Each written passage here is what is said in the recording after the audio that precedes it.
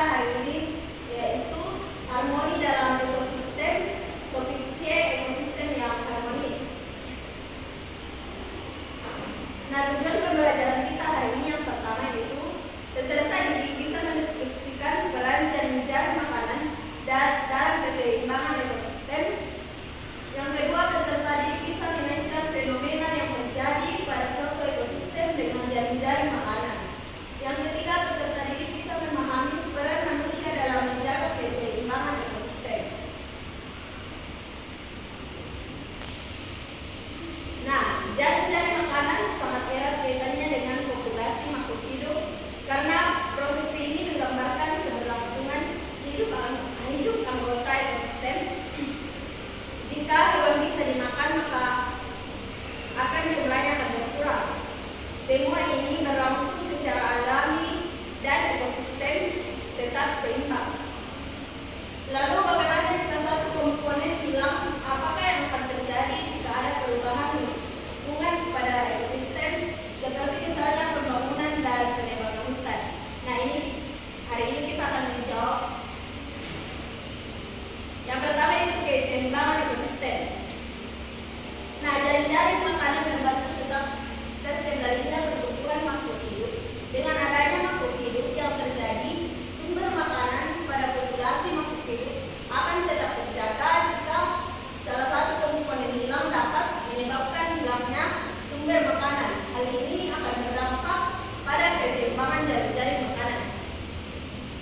Nah, contohnya di bagian bunga. Nah, jika lahan untuk pertumbuhan bunga berkurang, maka akan terjadi persaingan yang memperebutkan makanan antara kupu-kupu dan semut.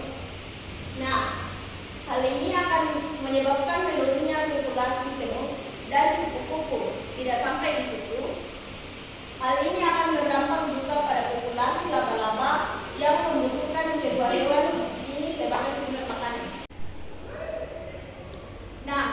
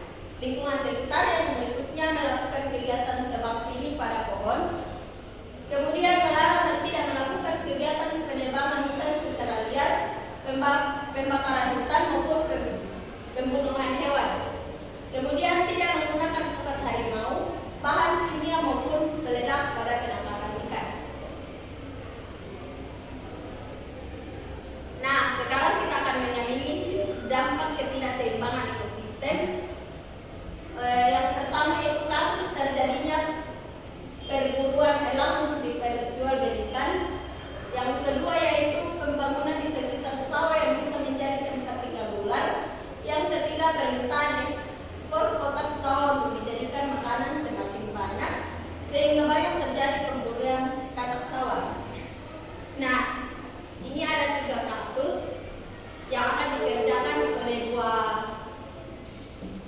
Nah, baik, di bagian menganalisis ini kita akan mengerjakan 2 soal yang dikerjakan secara individu. Nah, cara pengerjaannya itu contohnya di kasus pertama itu terjadinya perburuan elang untuk diperjualbelikan. Nah, bagaimana apa yang terjadi apabila terjadi perburuan elang untuk diperjualbelikan? Nah, contohnya itu populasi elang berkurang karena diburu. Yang kedua, populasi ular maupun katak akan meningkat atau bertambah karena berkurangnya pemangsa alami mereka. Yang ketiga itu populasi tikus maupun belalang akan berkurang karena mereka banyak dimangsa oleh katak dan ular yang jumlahnya meningkat. Kemudian yang terakhir yaitu hasil panen akan meningkat karena berkurangnya jumlah belalang dan tikus. Nah, itulah contoh pengerjaan kasus atau soal yang akan dikerjakan. Kemudian yang akan dikerjakan yaitu ada di kasus 2 dan 3. Cara pengerjaannya sama dengan kasus 1. Silakan dikerjakan dan dibacakan di depan. Apakah sudah selesai? Nah, silakan kepada Novita untuk menjawab pertanyaan dari kasus 2.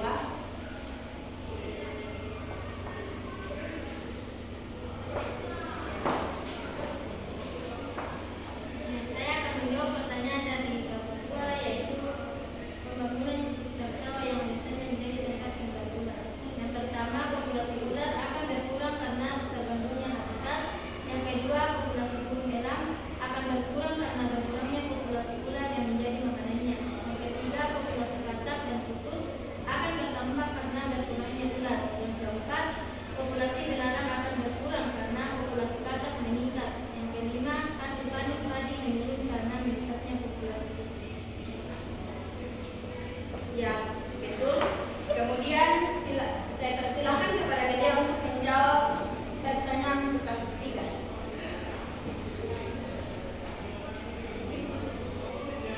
Saya akan menjawab pertanyaan dari kasus 3, yaitu permintaan ekspor katak sawah untuk dijadikan makanan semakin banyak sehingga banyak terjadi perburuan katak sawah. Yang pertama itu populasi katak berkurang karena diburu. Yang kedua, populasi burung elang akan berkurang karena berkurangnya populasi katak yang menjadi makanannya. Yang ketiga, populasi katak akan bertambah karena tidak adanya saingan dalam memangsa tikus. Yang keempat, populasi tikus akan berkurang karena populasi ular meningkat, sedangkan populasi belalang meningkat karena tidak adanya pemangsa. Yang kelima itu hasil panen padi berkurang karena meningkatnya populasi belalang. Dan terima kasih, berikan tepuk tangan untuk Remanya.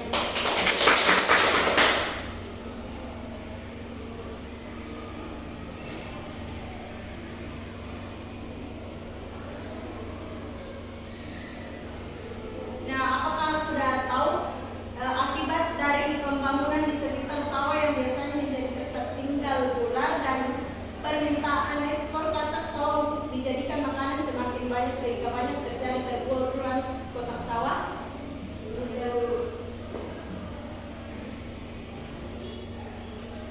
Nah, itulah pembelajaran kita hari ini. Apakah sudah dipaham semua? Sudah, Bu. Nah, kesimpulan kita hari ini yaitu jaring-jaring makanan membantu tetap terkendalinya pertumbuhan makhluk hidup. Dengan adanya makhluk hidup yang terjadi sumber makanan, maka populasi makhluk hidup akan tetap terjaga. Jika salah satu komponen hidup dapat menyebabkan hilangnya sumber makanan, hal ini akan berdampak pada keseimbangan jaring